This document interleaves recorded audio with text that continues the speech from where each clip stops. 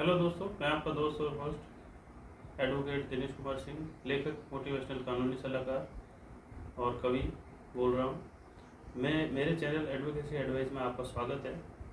मैं पहले कई वीडियो डाल चुका हूँ एडवोकेसी के बारे में, तरह तरह के सब्जेक्ट लेके 138 चेक के मैटर्स हैं, फैमिली कोर्ट्स के बारे में, हिंदू मैरिज एक्ट के बारे में, और जो नई नई जानकारी आती है रजिस्ट्री में के बारे में, और जो भी जानकारी नई नई आती है वो मैंने सब आपको बताई है। आज मैं आपको अधिवक्ता बनने के फ़ायदे, नियम व शर्तें, और अधिवक्ता बनते हैं तो उसके लिए क्या क्या रूल्स और रेगुलेशंस हैं और किस तरह आपको फॉलो करना चाहिए और एक सफल अधिवक्ता आप कैसे बन सकते हैं, इसके बारे में बताऊँ। तो पहला ये रूल है, जैसे ही आपने LLB की डिग्री ली और आपने रजिस्ट्रेशन कराया, देन आपके पास केस आया। केस आते ही सबसे पहले प्रिपरेशन होनी चाहिए उसके लॉ संबंधित सारे सब्जेक्ट की, क्या क्या लॉ उसमें काम कर रहे हैं, सारे सेक्शन आपको आने चाहिए। एक पेपर लें, उसके सारे सेक्शन लिख लें और क्या उसमें लॉ यूज़ में होगा और उसके क्या सुप्रीम कोर्ट की रूलिंग है उसके पक्ष में और विपक्ष में। पहले की ये तैयारी आपको पूरी करनी होगी। दूसरा है अपने क्लाइंट के प्रति, जो भी आपका क्लाइंट है, अगर वादी आता है तो वादी और प्रतिवादी आता है तो प्रतिवादी, जिसकी तरफ से भी आप लड़ रहे हैं केस, रूल नंबर 1, उसके प्रति आपको 100% ईमानदारी रखनी पड़ेगी। जैसे आपने उससे वकालतनामा ले लिया है और आपने कोर्ट में फाइल कर दिया है कोर्ट के अंदर, अब उसकी पैरवी करना आपका दायित्व है। और ये एडवोकेसी एक्ट 1961 के अनुसार भी अनिवार्य है कि जिसकी तरफ से आप पैरवी कर रहे हैं उसको आपको 100% देना होगा, उसमें दायित्व आपका बन जाता है।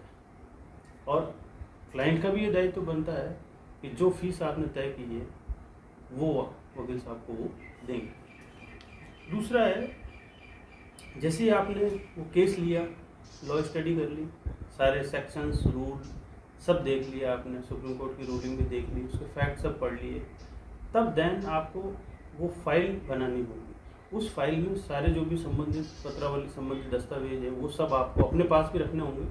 कोर्ट की फाइल में लगेंगे, वो लगाने भी पड़ेंगे, लेकिन सेम डॉक्यूमेंट्स आपको अपनी फाइल में भी ढंग से रखने पड़ेंगे और सीक्वेंस से, सीरियल वाइज, 1 बाई 1। ये नहीं कि आपने फाइल के नीचे कोई भी डॉक्यूमेंट ऊपर नीचे कहीं भी डाल दिया। प्रॉपर वे में आपकी फाइल होनी चाहिए, उस पर नेमिंग होना चाहिए, वादी प्रतिवादी, प्लेंटिफ, रेस्पोंडेंट, या आप एक्यूज के लॉयर हैं तो स्टेट एक्यूज का नाम, डेट पुरानी कौन सी थी, नेक्स्ट डेट कौन सी थी, कौन से कोर्ट में लगा हुआ है, कौन से मजिस्ट्रेट हैं, ADJ हैं, DJ हैं, JM हैं, ACJM हैं, MM हैं, वो सब आपको डिटेल उसके अंदर डालनी हो। और जिस भी कोर्ट, और दूसरा आज के समय को देखते हुए आपको अपडेट होना चाहिए, आपके ईमेल होना चाहिए, आपके व्हाट्सएप होना चाहिए, आपके पास ई-कोर्ट सर्विसेज होना चाहिए। और कंज्यूमर कोर्ट के लिए कॉन्फिनेट करके एक ऐप आता है, उसका भी होना चाहिए। राजस्थान हाई कोर्ट के लिए आपको उसका जो ऐप बना हुआ है राजस्थान हाई कोर्ट का, वो भी आपके पास होना चाहिए। इन सब ऐप में सारे डेट्स की, सारी आपकी तारीख पेशी की, और नेक्स्ट डेट क्या है, सब की जानकारी उसमें डिटेल में दी जाती है। तो अपडेट रहना, मेरा ये कहना है, पहला वो नियम हो गया था कि आपको ईमानदारी से काम करना, दूसरा फाइलिंग का, तीसरा आपको अपडेट रहना है।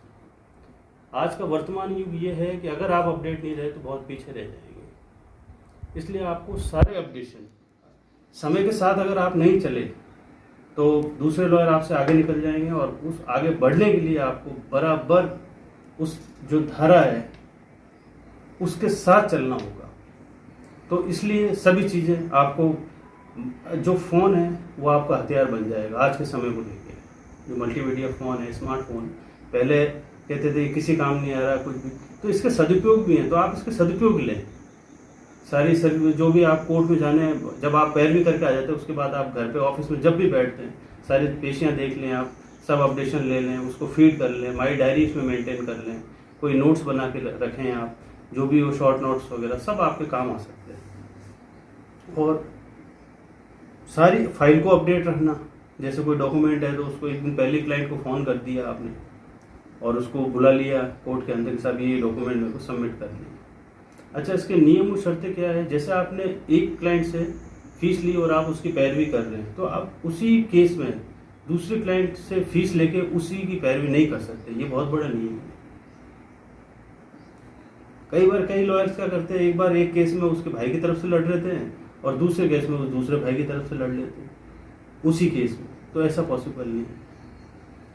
अच्छा, आगे किसी भी प्रकार की जैसे न्यू लीगल कोई भी नॉलेज अभी रिलीज हुई है प्रेस में, कोई सुप्रीम कोर्ट ने नया रूल्स पारित किया है, कोई ऑर्डर दिया है, कोई राजस्थान हाई कोर्ट ने दिया है, कोई अदर जो कोर्ट्स हैं पूरे इंडिया के हाई कोर्ट्स उन्होंने दिया, उससे आपको अपडेशन जरूरी है।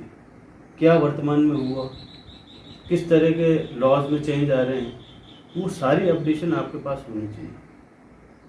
तो ये जानकारी आपको मेरे हिसाब से बहुत अच्छी लगी होगी, तो मेरी वीडियो को लाइक शेयर और अपने दोस्तों को भी भेजें सब जगह, और इसको सब्सक्राइब भी करें। Thank you.